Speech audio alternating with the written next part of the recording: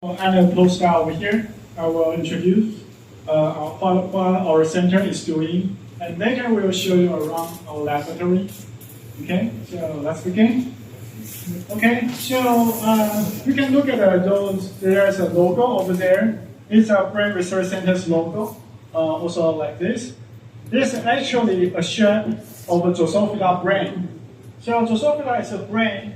It's a fly. It's fly, and this is a fly head. And in the middle, you can see there is a green size color, and this is the brain. So this we are interested in using Drosophila as a model organism to study how the brain works. So people often ask us why Drosophila, why we use Drosophila, because compared to extremely complex human brain, which contains 86 billion neurons. Fly, it contains only about 140,000 neurons. However, although the neuron number is much lower, they can still do lots of different things. They have a they can conduct multiple behavior. For example, they can smell the odor and trace the odor to find the food over a long distance. And also, they will conduct a series of complex behavior to courtship. Therefore, it's quite amazing, and we can use those complex behavior and study the underlying neural circuit mechanism. And most importantly, as an animal model, Drosophila has relatively short life cycle. It takes only 10 days to have the next generation. So in this era, right now we are able to manipulate many different genes. So if we put an artificial gene into their chromosome, only after 10 days or 20 days we know whether we're successful or not. But for the mouse, it took 2 months. Therefore, with this advantage, scientists put lots of different genes into the Drosophila and allow us to have a complete toolbox. So right now, we got plenty of genetic tools for manipulation. At this moment, we can almost manipulate any gene in the fly, upregulate, downregulate, knock out it, or we can even manipulate any neuron by turning up and off. Therefore, this provides us a great opportunity to deeply to investigate the underlying circuitry mechanism, so to know how the brain works. So our goal is to understand how the brain works. And first, we need to know how it wires. In the brain, there are many neurons. So in the fly, it has 140,000 neurons. And then, if we can map the brain circuit, then we are able to predict the information flow and how information can be processed in the brain. To do so, about 10 years ago, we established a database called Fly Circuit. It's our first Drosophila single fly atlas. So we use a different gene. We use a gene from jellyfish. There's a green fluorescent protein which can light a neuron up. And we use a genetic tool to express the GFP into single neuron. So each of these images is one brain, and there are one single neuron labeled with GFP. So we collect lots of them. We collect about 20,000 single neurons. And then we put this single neuron into a standard brain, do some analysis, and start to see some pattern. For example, we can cluster those neurons have the similar morphology, and then we can start to see there are some brain area in the brain. And also, we can predict whether two neurons are connected to each other from this kind of a database. Therefore, we can predict how information flow can go from this brain area to another brain area. So with this type of atlas in hand, then we can start to make many predictions. And the reason why we can do so is actually because we have a good imaging technique. So we can see the detailed fiber all the detailed morphology of a single neuron. The reason why we have this kind of image technique because we have developed this tissue clearing method. So when we dissect out the brain is initially not transparent. But if we add this tissue clearing agent called focus clear, then the brain starts to become transparent. And the advantage of being transparent is that right now the green fluorescent protein can easily come out from the brain tissue and without distortion, so we can have a really good image quality. Now, with this kind of technique, what we are really interested in is to know whether the fly, what's the memory circuit in the brain. So we are interested in memory. First, we need to know whether the fly can learn or not, so the fly can form a memory. This is an interesting assay developed by us. And you can see in this arena, there's a male and there's a female. Male fly will approach the female to courtship. However, we use laser to punish it when it gets too close to the female for 1 hour. Yeah, it's brutal. So after 1 hour of training, later on, when the female fly close to the male will escape. And they will use any method to escape from the female as soon as possible. They will backward sliding, and or even they will jump away from the female. So from this kind of a behavior, we can clearly see that fly is able to learn. And through the learning, they are able to change their behavior, change their innate behavior. So the ultimate goal for us represent a specific memory. But this is really a challenging question. Even for only about 140,000 neurons, it's difficult to label those neurons which is memory specific. So to address this question, what we use is we focus on long-term memory. Because long-term memory requires newly synthesized protein.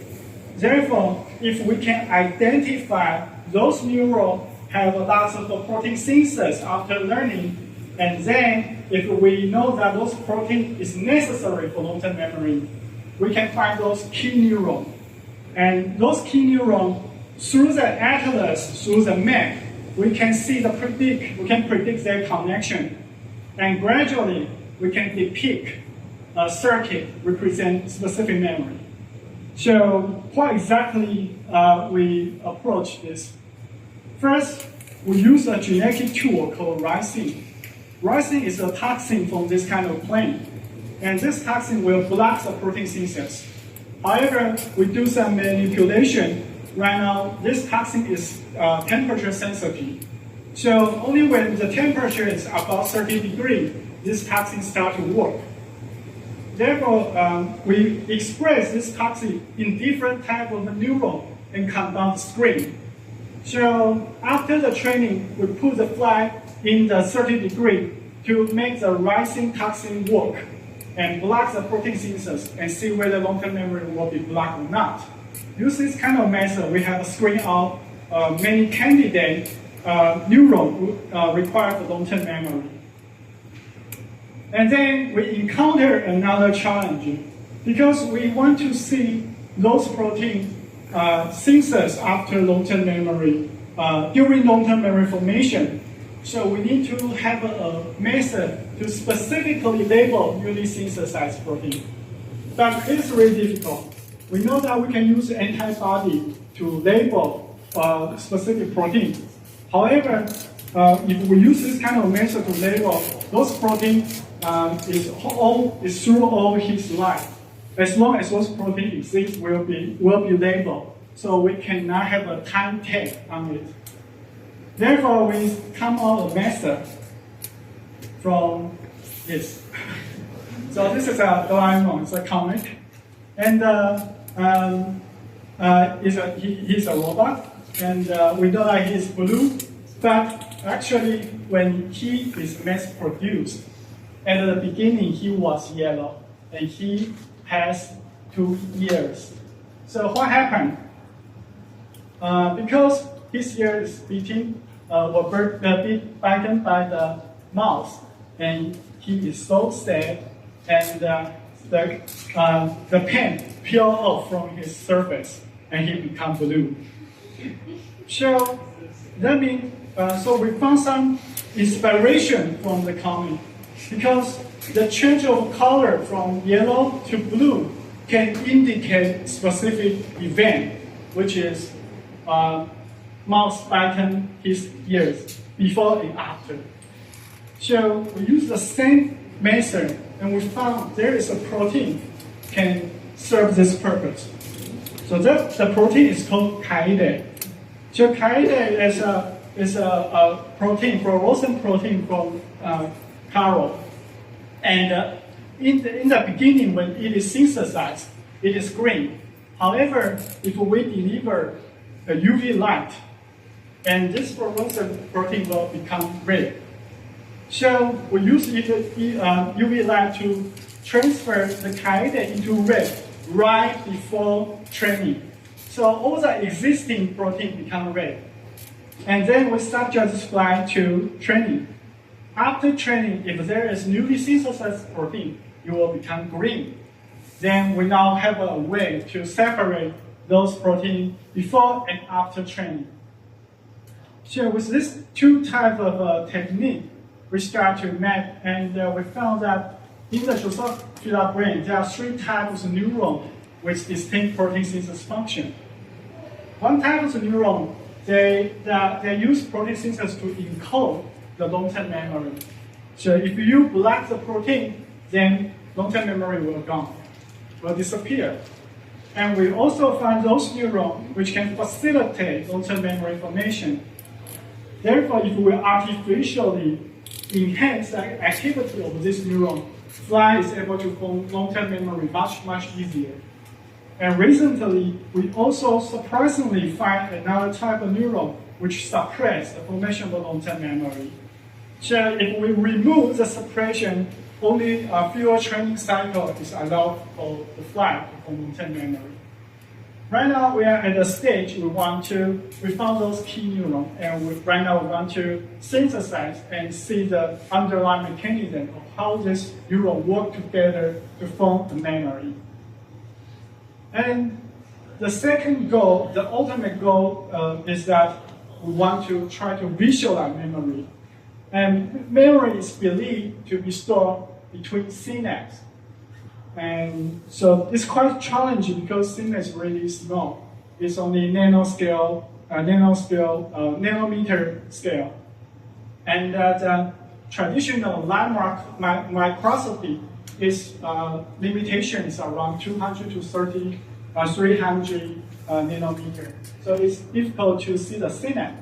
If you want to visualize synapse, then we need a chip super resolution. Therefore, we come out with another solution. And again, it's complicated. So in the Doraemon, there's a tool called enlarged line. You can physically enlarge sample. And quite amazingly, reason is a technology called expansion microscopy. You can physically enlarge sample. So this is a brain slice of a mouse brain. And if we process it and use expansion microscopy, then we can enlarge it proportionally. So we can enlarge it physically and make 2 dots separate each other. Then we can use light microscopy to image it. So we use these techniques on our fly brain. This is our fly brain. The original size of a fly brain is like a sesame on the hamburger. It's so tiny. And we can expand it into 10-fold, 40-fold, and 100-fold. So after 100-fold expansion, it's already larger than the mouse brain. And through this, the neuron inside it also proportionally expand.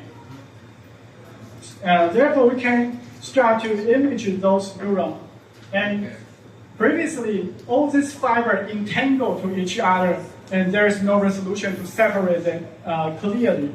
After expansion, right now we can trace all the fiber and try to segment it out and find a single neuron composed of this complex circuit.